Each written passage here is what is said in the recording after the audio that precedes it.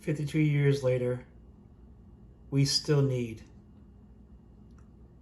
the examples of love and justice and the oneness of humanity.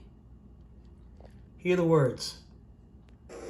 To love and to justice between fellow human beings. He died in the cause of that effort. In this difficult day, in this difficult time for the United States, it's perhaps well to ask what kind of a nation we are and what direction we want to move in. For those of you who are black, considering the evidence evidently is that there were white people who were responsible, you can be filled with bitterness and with hatred and a desire for revenge. We can move in that direction as a country, in greater polarization, black people amongst blacks and white amongst whites, filled with hatred toward one another. Or we can make an effort, as Martin Luther King did, to understand and to comprehend and replace that violence, that stain of bloodshed that is spread across our land, with an effort to understand compassion and love.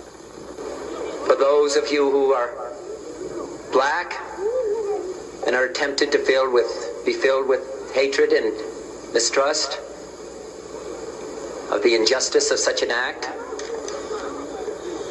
against all white people, I would only say that I can also feel in my own heart the same kind of feeling. I had a member of my family killed, but he was killed by a white man. But we have to make an effort in the United States.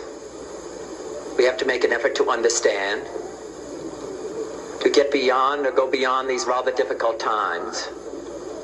My favorite poem, my favorite poet was Aeschylus, and he once wrote,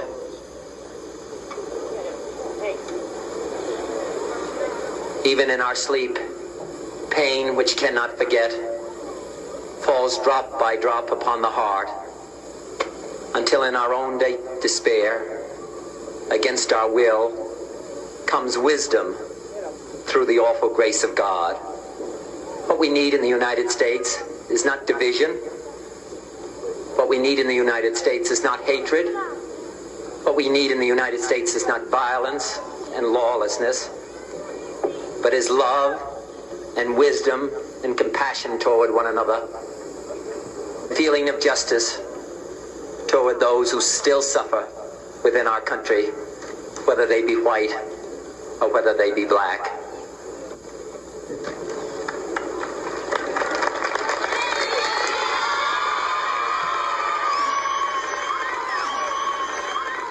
We can do well in this country. We will have difficult times. We've had difficult times in the past, but we will have difficult times in the future. It is not the end of violence. It is not the end of lawlessness, and it's not the end of disorder. But the vast majority of white people and the vast majority of black people in this country want to live together, want to improve the quality of our life, and want justice for all human beings that abide in our land.